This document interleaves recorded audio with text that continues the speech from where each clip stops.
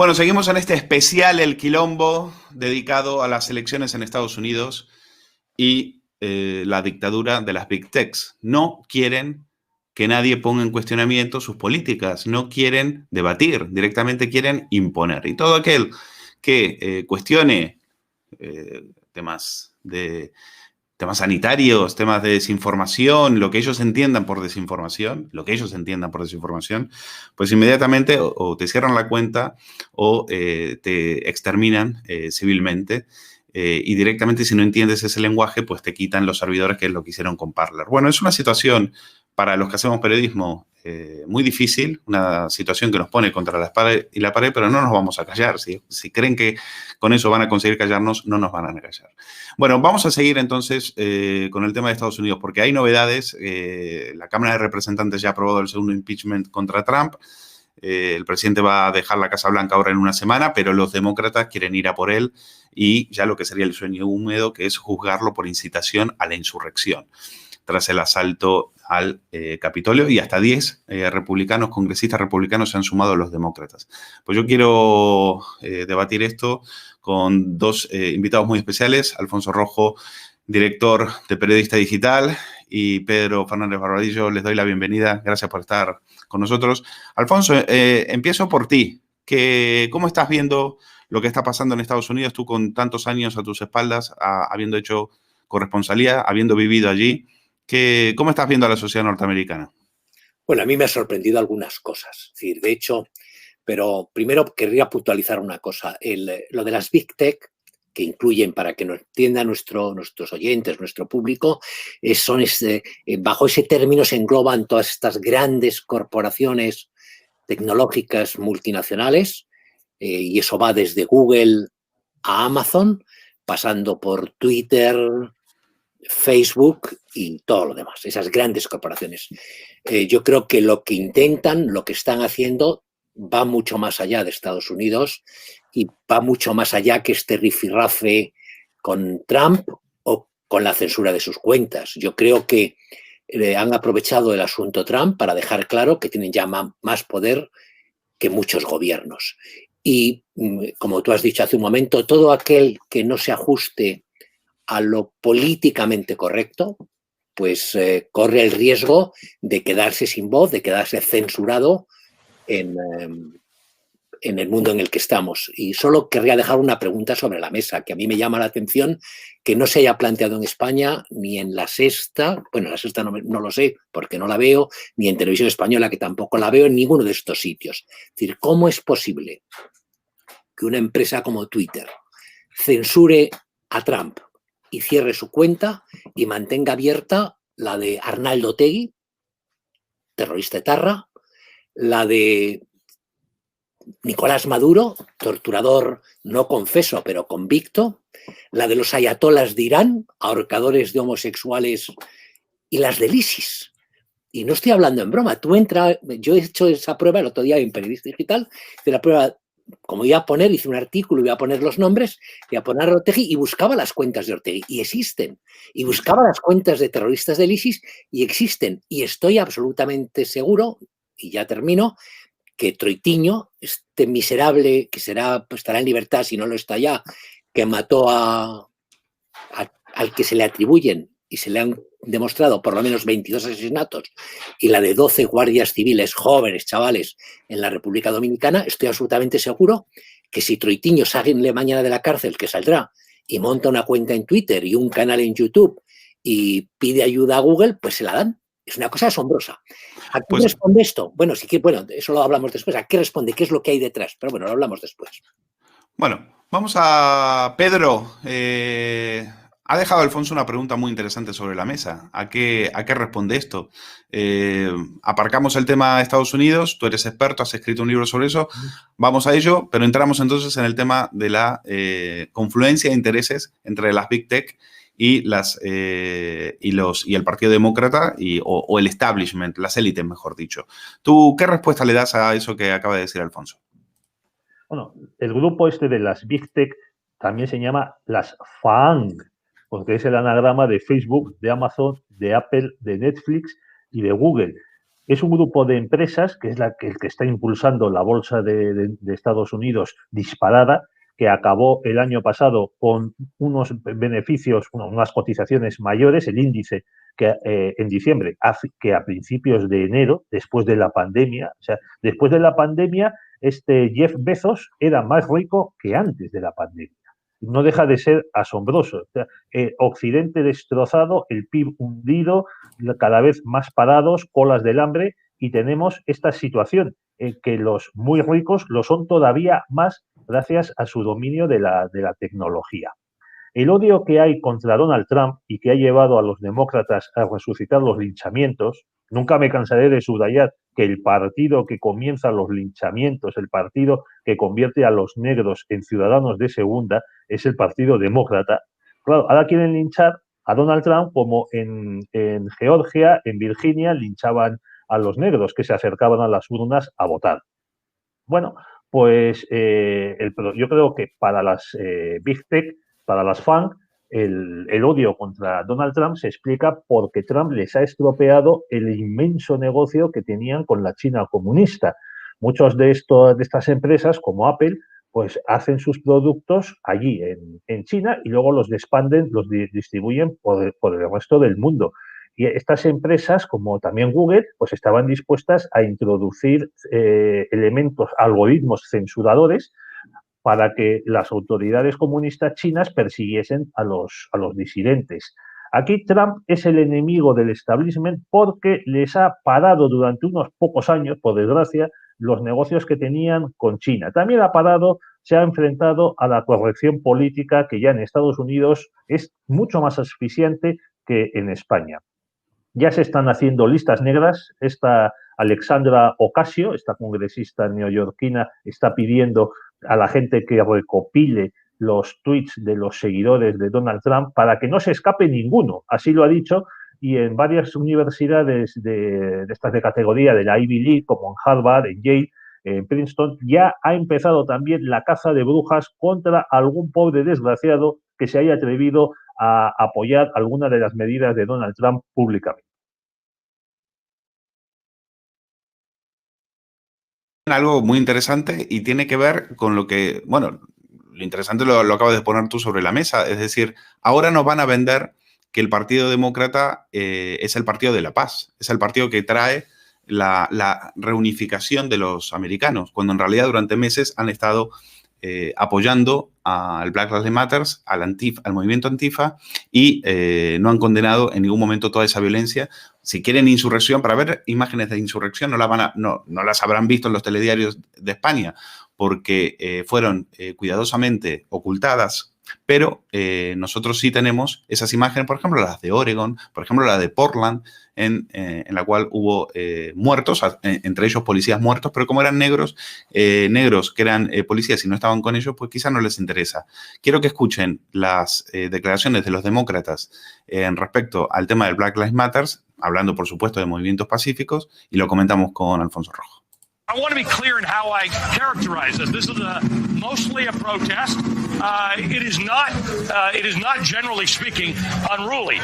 That ain't a riot, what we're seeing right now in Minneapolis. They are strictly principled anti-fascists, and they've taken a principled stand to stand against white supremacists and white nationalists wherever they may show up. I argue to you tonight, all punches are not equal morally. It says it right in the name, Antifa, anti-fascism, which is what they were there fighting. Listen, there's, no organization is perfect. There was some violence. Any reasonable person would say we shouldn't be destroying other people's property, but these are not reasonable times. But thank goodness for the looters, man. And please, show me where it says that protests are supposed to be polite and peaceful. I don't care that much about statues. Shouldn't that be done by a commission or the city council, not a mob in the middle of the night throwing it into the harbor? People will do what they do. What you're seeing behind me is one of multiple locations that have been burning in Kenosha, Wisconsin. Do not get it twisted and think that, this is something that has never happened before, and then this is so terrible, and where are we, and these savages and all of that.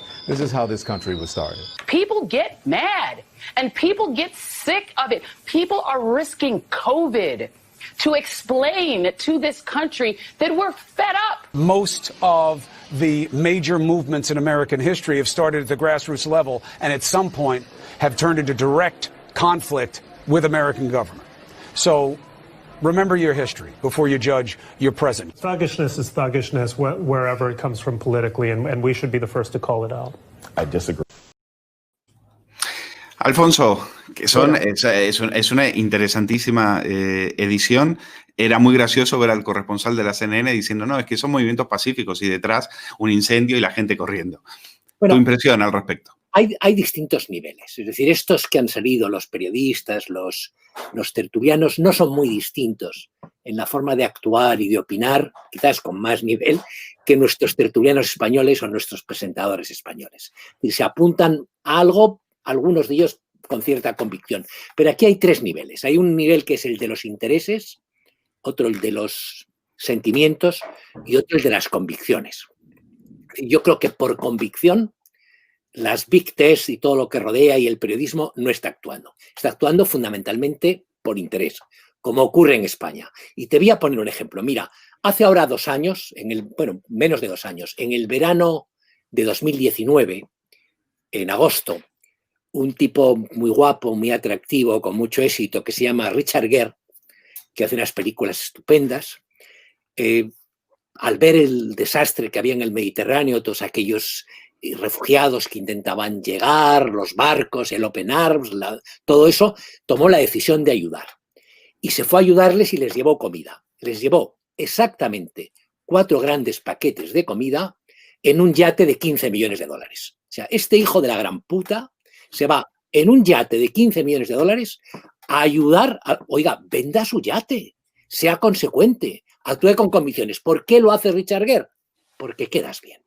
Es como en España. Si tú en España se te ocurre decir eso que hemos dicho al principio del programa, de que por qué permiten la cuenta de Maduro en Twitter, en YouTube, por qué le permiten su canal de YouTube o por qué se la permiten a los terroristas de ETA y se la cierran a Trump, si lo dices en una televisión española, del color que sea pública o privada, sea autonómica o nacional, duras en la tertulia un día o dos. ¿Por qué, Alfonso, por qué les interesaba tanto?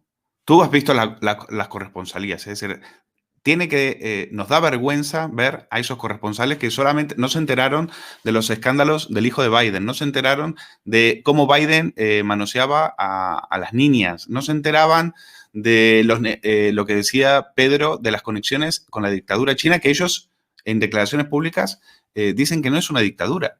Es decir, no se enteran de nada. Bueno, sí, claro que se enteran, lo ocultan. Entonces, ¿por qué tenían tanto interés las tecnológicas en que ganara Biden? Facebook se gastó 500 millones de euros, según una asociación, según una investigación privada, en pagarle a jueces electorales para que no se supiera los chanchullos, el pucherazo que cometieron los demócratas.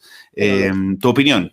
Los dueños, los altos ejecutivos de estas tecnológicas son multimillonarios, pues tienen miedo a que les quiten puntos del carnet de progre, como le pasa a los tertulianos españoles o a algunos ricos españoles del IBEX. Tenemos algún ejemplo en España en el IBEX, más o menos en la misma línea, quizás no tan descarado, porque las circunstancias no permiten tanto descaro, pero bastaría ver alguno de los bancos, alguno muy importante o alguna de estas empresas, para ver que actúan exactamente igual.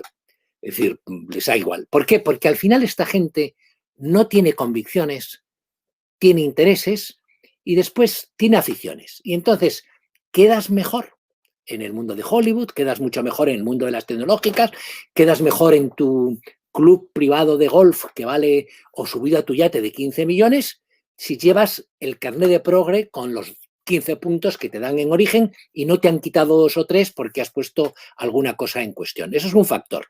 Y el segundo, yo sí estoy de acuerdo en lo de China. Mira, China es una dictadura, nos guste o no, o les guste o no a estos.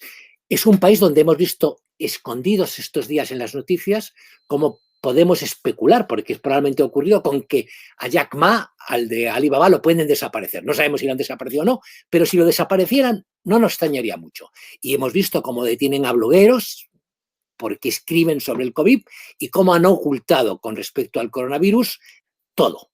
Pues son más culpables que Judas, pero lo han ocultado todo. pero a los ojos de estas multinacionales es un partner interesante, muy importante, mucho más importante que lo que puede ser la linda Francia o la dulce Inglaterra, las cosas como son. Y entonces yo sí creo que, que Trump pone unos temas con respecto a China y plantea unos frenos respecto a China que a ellos les molestaban. Y después se pusieron a favor de la corriente, como se hace en España. Trayéndolo un poco al caso español. Es decir, es inaudito como alguien como Pedro Sánchez, por poner un ejemplo, pudiera decir hace 7 meses, oiga, a disfrutar, salgan ustedes a la calle, vayan, y que no se lo recuerden nunca. Que no se lo recuerden nunca. Pero es que no se lo recuerdan nunca porque los que participan en esos medios de comunicación tienen intereses. En Estados Unidos ocurre exactamente lo mismo. Por eso hay esa dicotomía tan grande, porque hay una parte, y eso lo sabe mucho mejor Barbadillo que yo, de la sociedad americana muy, muy importante. Probablemente más de la mitad, que vive ajena a ese mundo de los grandes medios de comunicación, a ese mundo de Washington, a ese mundo del gobierno, a ese mundo de lo políticamente correcto. Y por eso se ha producido este fraccionamiento y por eso los resultados de Trump, sean los que sean, ha cosechado tantos votos. Es decir, si Trump ha perdido por unas decenas de miles de votos, no por millones de votos. Entonces eso es muy importante tenerlo en cuenta. Pedro, ¿cuál es el análisis que hace? ¿Por qué tienen tanto interés en que gane Biden? Ya en principio, al principio de tu intervención diste algunas pistas, pero tú como experto, después de haber escrito ese libro que fue un éxito para entender la política norteamericana, en este momento, ¿qué crees que es lo que ha cambiado? ¿Y qué va a pasar con el Partido Republicano? ¿Qué puede pasar en la sociedad norteamericana después de lo que hemos visto? Es un Estados Unidos irreconocible. Me vas a reconocer que no se puede, esta democracia, si vamos a llamarla democracia, pues es un cachondeo.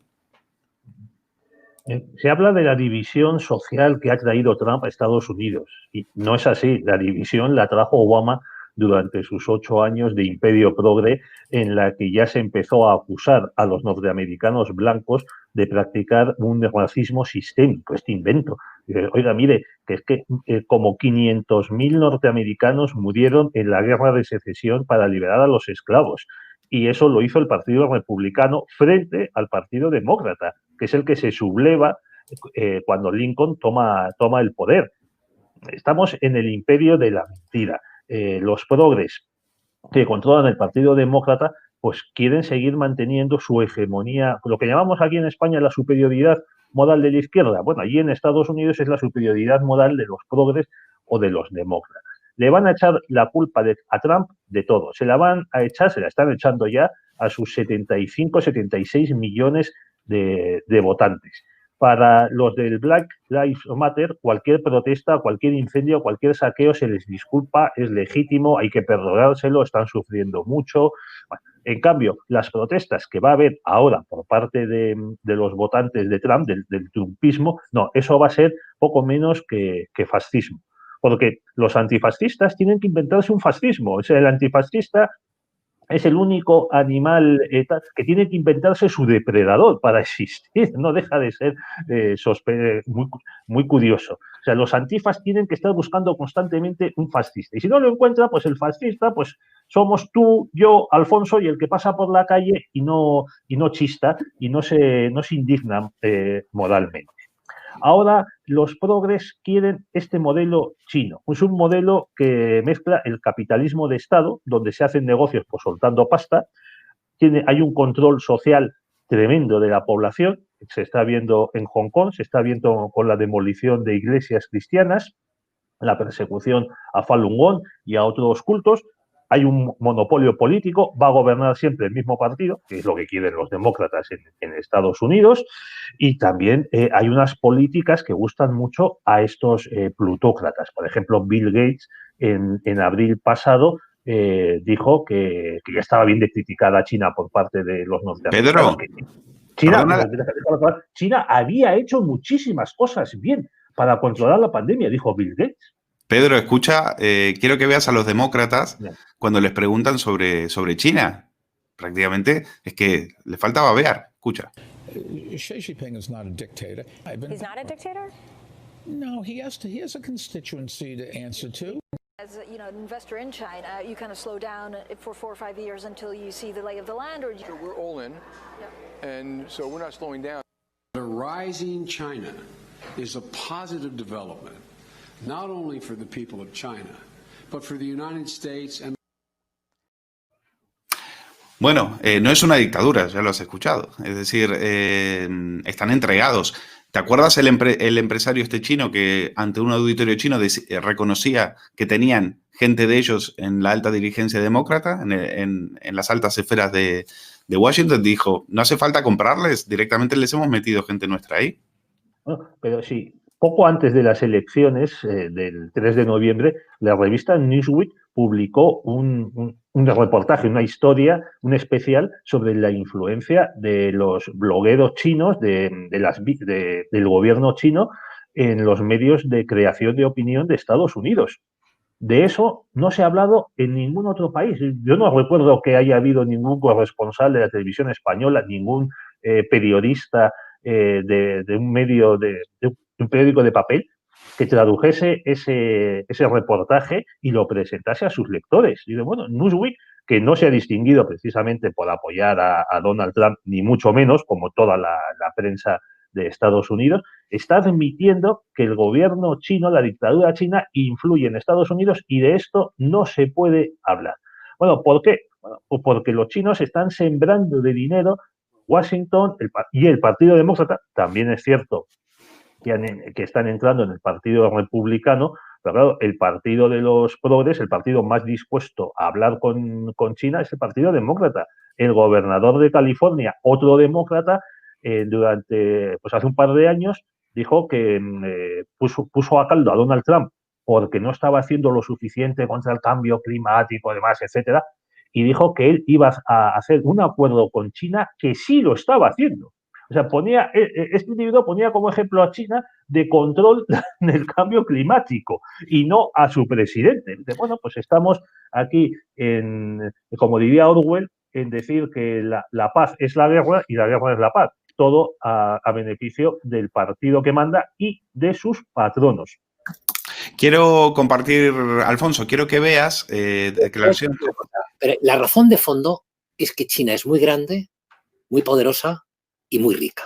Es decir, tiene 1.400 millones de habitantes, el PIB probablemente sea el número 1 del mundo, dado su tamaño de superficie no es tan grande comparado con otros países, pero su tamaño como país es enorme y los negocios que se hacen con China son brutales. Entonces, lo que a muchos de estos que hablan a favor de China les impulsa es la posibilidad de hacer negocios con China, como en su momento Australia abrió sus mercados de materias primas y si hay que venderle soja, pues lo vende Argentina, Brasil, todo el mundo con China. La fuerza de China está en su riqueza y la posibilidad que tiene toda esta gente de hacer negocios con ellos. Bueno, Alfonso, Pedro, ¿qué opinas? Pero vamos a ver, es cierto que China se ha convertido en la fábrica del mundo, pero eso ha sido así porque los países occidentales, desde Estados Unidos hasta Alemania, lo han consentido.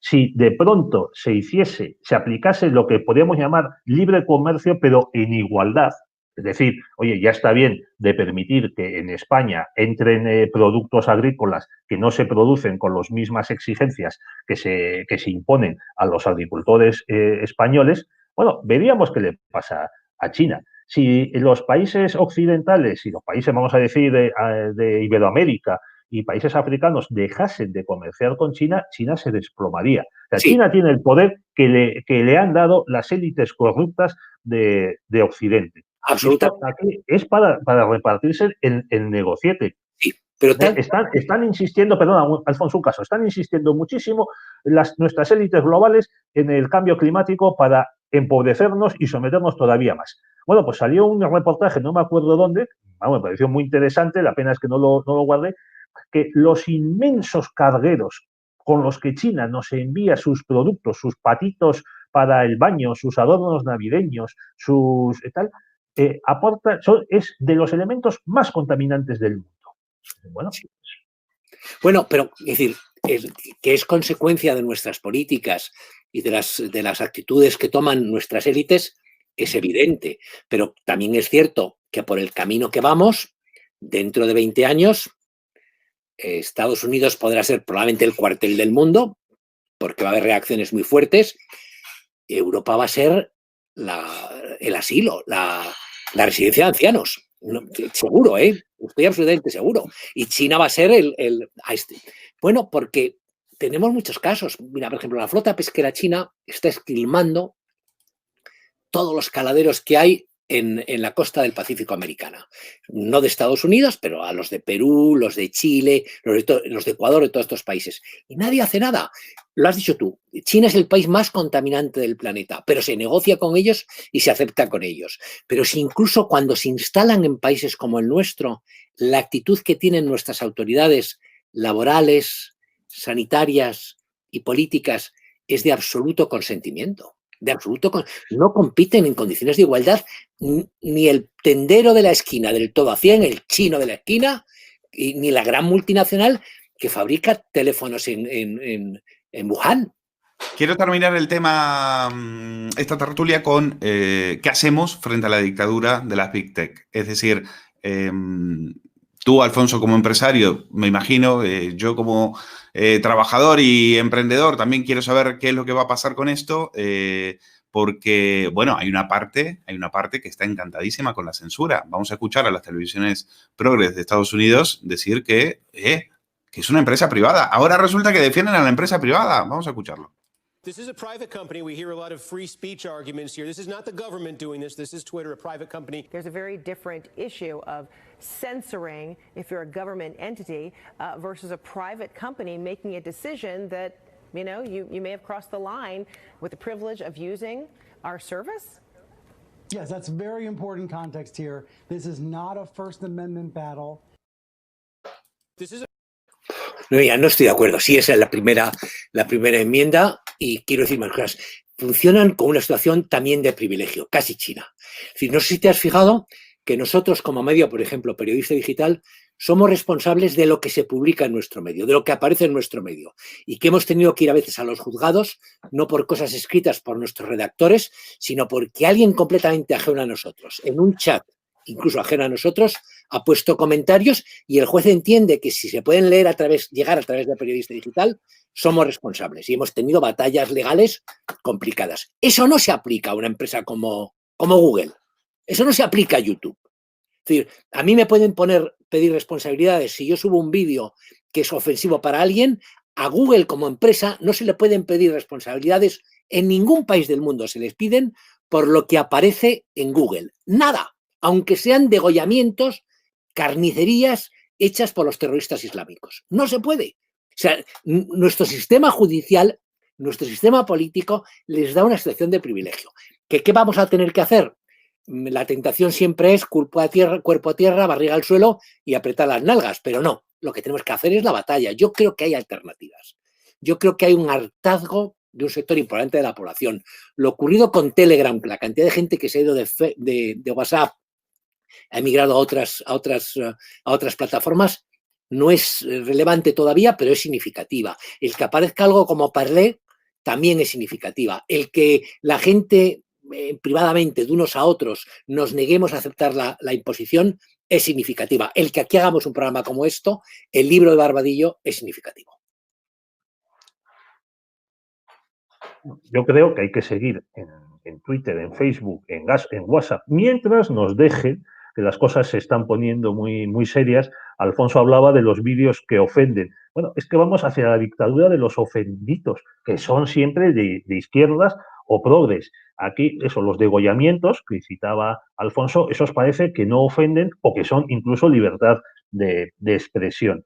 Uno de los acontecimientos más sorprendentes, más hilarantes que yo he visto es tener a los progres, a los podemitas de España y de otros países, de sus equivalentes, defendiendo la censura de Twitter y de Facebook a Donald Trump, diciendo que son empresas.